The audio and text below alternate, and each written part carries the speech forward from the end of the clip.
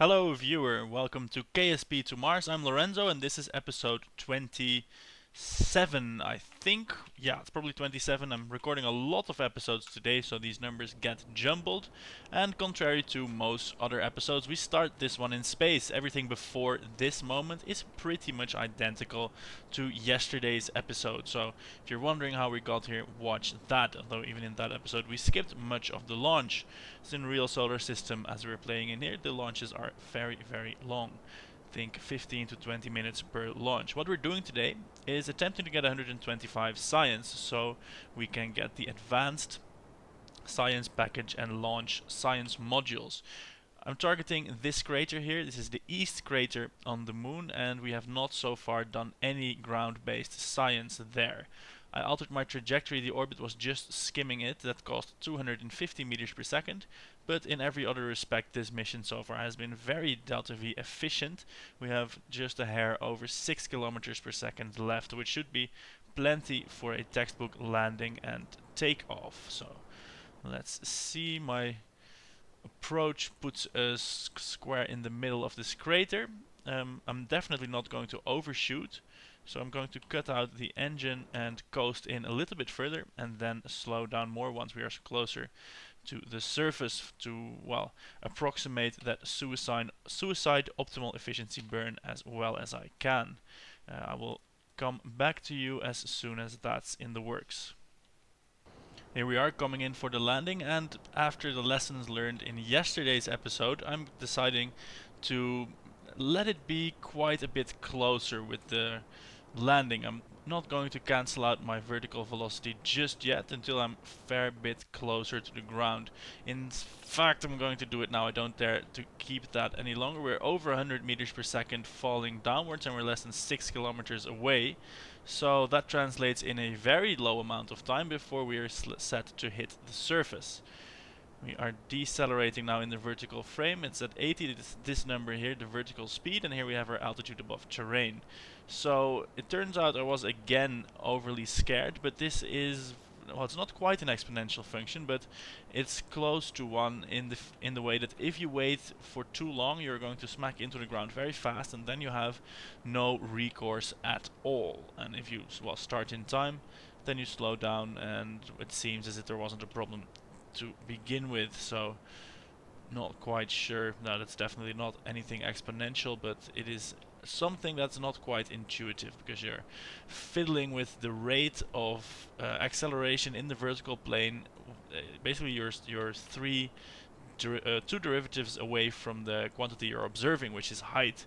So that makes it unintuitive, at least for me. Maybe you're a wizard that will instantly spot a suicide burn when it's available, but well, I end up 2 to 3 kilometers over the ground, especially when I'm talking, because now I have decelerated too much and am going down slower than is strictly necessary and thus wasting fuel. Fortunately, we have, well, 4.39 kilometers per second of delta V remaining, which is, whichever way you put it, plenty to get back to Kerbin safely. I've just resigned to using Kerbin and Earth interchangeably in this series. It's Kerbin, it's Earth-sized, it's the planet we live on, which is Earth, but in the game it's Kerbin. I've given up. It's Kerbin or Earth, you know what I mean. Right, so here, almost landing, and things are definitely under control, and we are going to do another attempt at the seismic scan. Last episode I didn't get that to work. I had a look at the forums, and apparently you have to focus on the impactor when it impacts. So I'm not sure if that is well, I got that idea from one post in the forum. I did a 1-minute search, so that's possibly not quite comprehensive enough, but we're going to give that a go anyway. Regardless, with or without that seismic data, this landing should give us enough science points to proceed in our quest for interstellar dominance and a visit to Mars. A visit and a permanent settlement, colonization, and all that good stuff. So first though, let's stick this landing. It looks as though, I remember the days when the moon was first added in the stock game and there weren't any landing lags you could put on your vessel.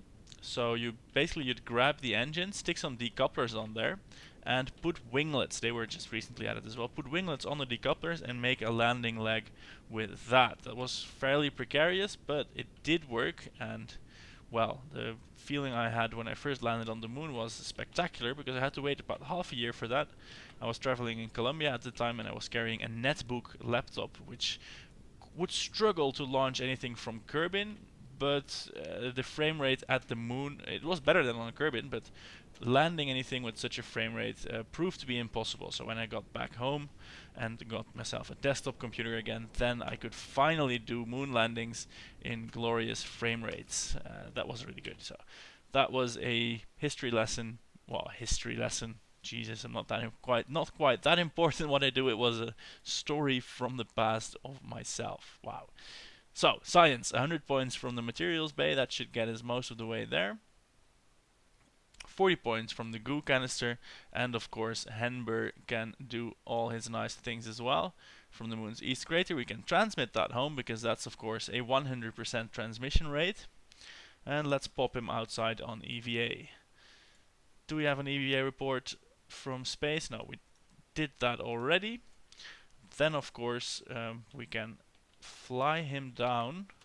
Fly him down to the surface. Do that. Oh. Don't die, don't die, don't die, don't die. Do get up, do get up. This is Henbury, by the way. He has not been on the moon before, and he's the first Kerbal to fall on his face while there. He is happy, though. Look at that. He's very happy. Take an EVA report from here. Keep that, and do a surface sample as well. 120 science. Wonderful. So a quick calculation, that will be like 250 science at least, and we're going to drop a flag, obviously marking this as the east crater. In case we want to come back for more science, we have to know what is where, of course.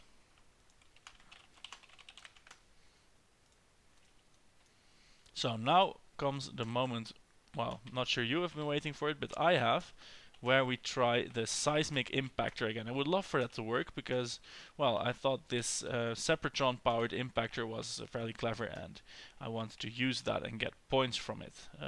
Go on, get in the pod. There you go. And last time they were fairly glitchy, so I'm going to pop in a quick save again. Put the seismic accelerometers in record seismic data mode. Going to do that with the two of them. Record seismic data. Put that injection stage here and launch that. So yeah, that's not exactly what the point was. No. Well. This is not actually a problem. We can get home. It's just we can't do the seismic experiment anymore. Well, too bad. That's what you get for not checking the staging. This is a clear, well, problem. That seismic experiment is going to have to wait and be done another time. I can try the mechanic on the launch pad on Kerbin as well, and I think I'm going to try that. For now, let's see how to get home from here. Oh, that's easy. Look at that. Basically, we just launch straight up and keep going that way. So let's do that then. Throttling up and going straight up, which should, if I eyeballed my orbital mechanics correctly, lead us as good as straight to Kerbin, because we need to launch retrograde in the perspective of the moon, and this is, well, it's not exactly retrograde, but it's as good as it gets, really. So I might angle a little. Might make a small bias toward the 270-degree area. So I will do it like this. That should be good. Anyway, I have 3.7 kilometers per second of delta V. That should be plenty. Of course, this is rather boring again, so I will rejoin you when we are close to Earth. And after stowing the experiment results, we are approaching Earth once more. Henber A rather stupid yet jolly Kerman, look at that face there in the bottom right of the screen, is aiming for a periapsis of 75 kilometers this time, in the hope that that will be a one pass re-entry. We have to get it right, because of course if we get it wrong, then we lose all our science, and that is something that we do not want. We are now close to the planet, so I feel it is as good as safe to ditch the rocket. It will not slam into our pod, for that it is far enough away, but importantly it will also not throw the pod off course. Of course this the delta V of this is small, it's I think 1 or 2 meters per second, but out way far at the altitude of the moon, that is enough to potentially cause trouble. So here we are approaching Earth, punching that up once more to 1,000 times time acceleration, and I don't know why, but we always seem to be entering on the night side. Maybe it has something to do with the fact that on the moon I choose a daylit side for my landings, and then automatically here it's night, or we just unlucky in that way. Yeah, no, I think that's it. We are on the light side of the moon. Wait, is that really dumb? No, the moon will be in our backs when we're, if the sun will be on our backs and the moon, and because we can see stuff there. If not, it would be an eclipse because of the planet, and then we swing around to the other side of Earth, which is then the night side. If it were the other way around, where we would encounter the sun on this side, then from the viewpoint of the moon that would be an eclipse, and we wouldn't be able to see anything there. Of course there is some gray area, some margin for error, but yeah, going back from the moon, if we had a nicely lit spectacle there, there is a high chance that the re-entry on Earth will be in the dark. Well, we are lit by our incandescent plasma. That's a little bit of a alleviation of that problem. Here we are slowing down rapidly. We are biting into the atmosphere at 75 kilometers and decelerating at just over 3 Gs. Now, the number we want to be looking at is this orbital velocity number. If that drops below 7, 8-ish, then we can be reasonably sure that we are going in for good in this single pass. If not, if it stays above that before, if it stays above that while we're going up again, then maybe we need another pass. So we're at 9.5, well 9.9 kilometers per second now. We are coming up on our periapsis, which is already dropped by a few kilometers on this pass alone. It's at 72.5 kilometers now, and we have so far lost about 1.5 kilometers per second in speed. We can reasonably expect to lose the same again going up, so that would, quick back of the envelope math, give us about 7,800 meters per second, 8 kilometers per second, something in that ballpark of speed when we exit the atmosphere, which is just about orbital velocity. So it's going to be very close. Either we are going to make a small orbit and enter again, or we're going to remain contained to the upper reaches of the atmosphere and then go in deeper again. If that happens, that would be a perfect re-entry in the Apollo style. What they did, they would enter the atmosphere but not steep enough to immediately slow down, skip back up a bit, either to the upper reaches of the atmosphere or even out into space a little bit, depends on where you draw the boundary, and then they would re-enter for real, having bled off some of their speed already. It might just turn out that that is exactly what we're doing, although we are gaining altitude faster than I would have liked.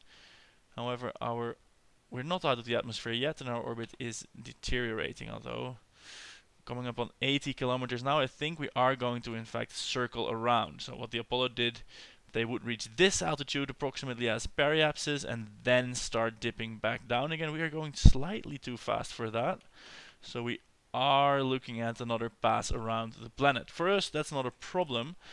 For the Apollo guys, it would have been a problem because their consumables would have run out. Now, maybe an orbit like this, which takes about an hour, which takes about an hour and a half, I mean, maybe they could have gotten away with that, but the problem is if you don't bleed off enough speed and your apoapsis is still somewhere out here, that orbit might very well take a day or more, and well, then you start to get in trouble if you don't have electric power, no food, no water, no CO2 filters, all that kind of stuff. Fortunately, these are things that are not modeled in this game, and these concerns do not apply. You might say that makes it a lot less realistic. That's true, but then again, my engines are a lot worse than real life engines actually.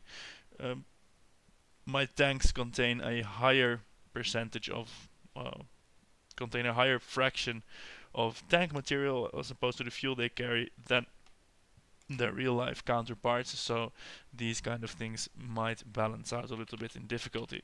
What I'm saying is that I don't feel too bad about not being restrained in the life support department. I know there's mods available for that too, but I think if I install those, I am actually going to go crazy. And hey, look at that. No, I thought that because the game switched to the surface camera that we might have actually remained within the atmosphere, but that we have not. We are in fact officially out in space again, but it is a very close orbit. You can see it's 300 kilometers by, which is now, what, a periapsis of 17? That might well be hazardous for our friend Henber. We will see how that goes. Of course, this is a very shallow entry. The periapsis here is 17, but the path through the atmosphere to that periapsis is very long and very shallow. So hopefully we will make that. I can tell you if we came in for a periapsis of 17 kilometers from the moon, Henbury would, Henbur, I'm lengthening his name needlessly, Henbur would be crushed almost instantly and the capsule could have incinerated. So this is a re-entry corridor, a re-entry profile that we have not yet flown. So we will soon see how that's going. In fact, we will see so relatively now-ish. At least it's on the lit side again, so that did happen and that I'm happy with that. So it's always nicer to see what's going on even if we have no control over it. Let's orient the capsule retrograde again and punch in a little bit of time warp, because this upper reach of the atmosphere is, well, very thin and nothing much interesting happens there. So we're plummeting now to an periapsis of 17 kilometers, and before we get into that very, very thick part of the atmosphere where the G loading will be extreme, to say the least, we are hoping to slow down enough. I have a bad feeling about this corridor. This is far too steep. I do think so. So I hope Henbury can be fine, but I think he's going to crush. I think he's going to crush. Oh, look, there's the moon in the sky. And this is, well, not a hazard I would have predicted. I would have said if you come in too shallow, which in effect we did, you're going to go out back into space, but I wouldn't have thought that the next pass would be too steep, if that is in fact what is going to happen. So if that happens, that's a bit of an ironic twist to the whole story, where we come in too shallow, and because of that, Henber will then die because of entering too steeply. Fate can be a cruel mistress, and Isaac Newton can be as well. Here we are coming off of the 4 times time acceleration, decelerating at just under 5 Gs, and quickly sinking into that atmosphere. Let's pull up the surface readings here. We can see our vertical speed is almost 300 meters per second. That's almost Mach 1. Mach 1 is the speed of sound straight down. That is very, very fast. Of course, our horizontal speed is much faster still. That's 5 kilometers per second. That's a Mach, I don't know how much, a lot, a high Mach number. We're coming up on 7 Gs now, and that is expected to keep on rising for the foreseeable future. And I have a prediction that Henber is definitely going to enter the danger zone. That means that he will be instructed soon to pull the parachute lever just in case, so that the science will survive. Let's have a look there. We're coming up on 10 Gs now. He's not complaining yet. Henry is a stupid fellow. There's nothing he can really do about that. Oh, it looks like we might be coming down off the Gs. Yes, we reached 9.27 Gs at peak, and we are now, decelerating, DGing. The jerk is the cubed speed, so that's not applicable. The Gs are falling, we are decelerating still, and everyone is happy. Again, the heat shield coped very, very well, and from now I dare say that Henber's success and survival is guaranteed. So I will see you when he has landed, and we have a boatload of science to spend. There we are, recovered the vessel after splashdown, and we earned 267.8 science, bringing our total to a handsome 770 science points. So let's mosey on over to the science laboratory, or the science R&D building, research and development building, nothing with science here, and develop this vaunted technology, advanced science tech. Can tell I'm excited for this science laboratory, which will unlock many, many things. So a refinery, a science lab, containers, and extra sensors, which is all amazing. So let's get that 550 science point ka-ching, and many new devices to be discovered. What do you have here? Particle accelerators. This costs 2000 science. This is not for us yet. First we have to flesh out this bit of the tech tree. But we can have a look. We have an antimatter collector. Containment device, mildly explosive if unpowered. Nice, that's good. Don't unpower the antimatter containment pods. Got it. Antimatter not included. Under nose. Nice, funny texts. Right, we have now 220 additional points, which we can spend, of course, on one of these earlier nodes, which are still fairly useful. Here we have a press mat barometer, 160 points for that. Or, which I've been looking at, is the precision engineering one. That will give us probe parts. Let's see, small fairings, liquid fuel engine, radial engine, the Rockomax inefficient but small lightweight high thrust engine, small tanks RCS, and small decouplers. That will allow us to send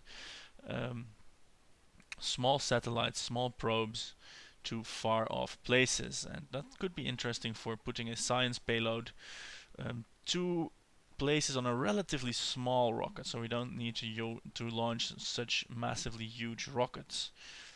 However, we don't need this. What's this? Here's 300. We can't get this yet. And what do you have here? We have advanced flight control. We have wheels here. And we have advanced exploration. More science parts, but only for atmospheric bodies. That's just on Earth and Mars in the future. Although we do want to know about Mars, obviously. Ladders are useful on Mars.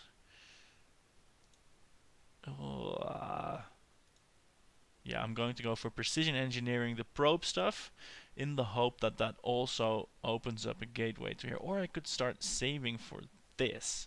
No. Probe stuff it is. 160 points, and what do we get after that? Ion propulsion. Wow, that's actually pretty great.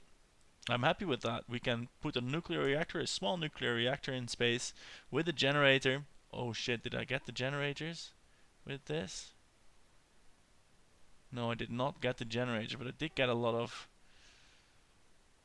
science stuff. Ah, shit. I wanted to have this bit with the generators, but then again I didn't have points for that anyway. So for now it is going to be saving for 300 science once more to get these generators to put on the space station. That's what I wanted to do. Anyway, we can now also build probes, yay! And unmanned tech. This I don't want to have to research this because this looks like a dead end. Anyway, new stuff to play with. Sort of. Not really.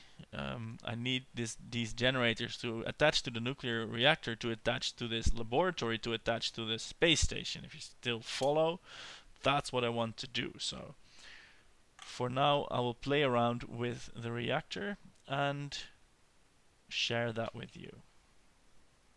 No, before I forget, we have a seismic experiment to test. So I slapped together this, this seismic sensor. Oh, this is going far too high. We need to land this next to the runway somewhere so that we can then, seismo blast it. So I'm going to attempt a landing. I forgot that the probe core doesn't really have a reaction wheel, or at least a very small one. So controlling it is difficult, but hopefully this landing counts. It counts as a landing, great. So we have our seismo blaster here. No, this is not the blaster, this is the sensor. And now we need to go briefly back to the VAB to, well, launch a big impactor.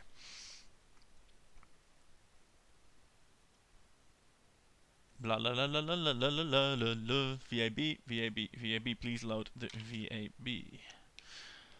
This is the fun bit. Now we get to crash stuff into stuff on purpose. We shall call it the Blastron. We require a unmanned probe core. We require a battery so that it does not run out of charge, although that would probably not happen too fast. We need a reaction wheel to, well, we need to charge for that. We need a reaction wheel to steer it, and we need a booster to, well, boost it. So there we go, save that and move on to the launch pad with this baby.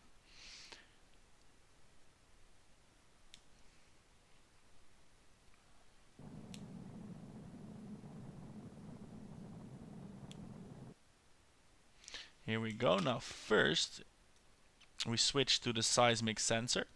This is not it. This is not it. This is not it. This is it. I don't know why it retracted one of its panels. It shouldn't have done that. But either way, we set it to recording seismic data. We'll have 2 record and 2 not record. And then we switch back to this impactor. So let's launch that. Whoa, whoa, whoa, whoa, whoa. That is going places in a hurry, and it is very much uncontrollable. Who would have thought? Who would have thought?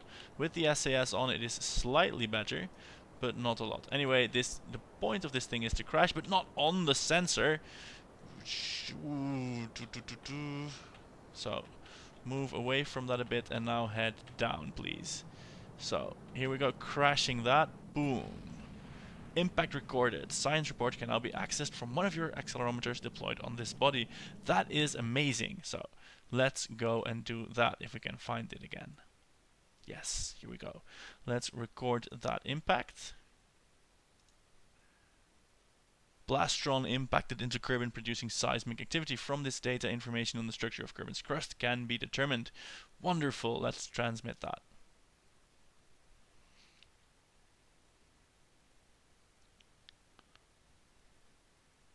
That's 25 science points, and I wonder if we can do that again, because if we can, then, well, there's nothing else we're gonna do apart from crashing stuff into Kerbin. Well, not really, of course, but that would be good.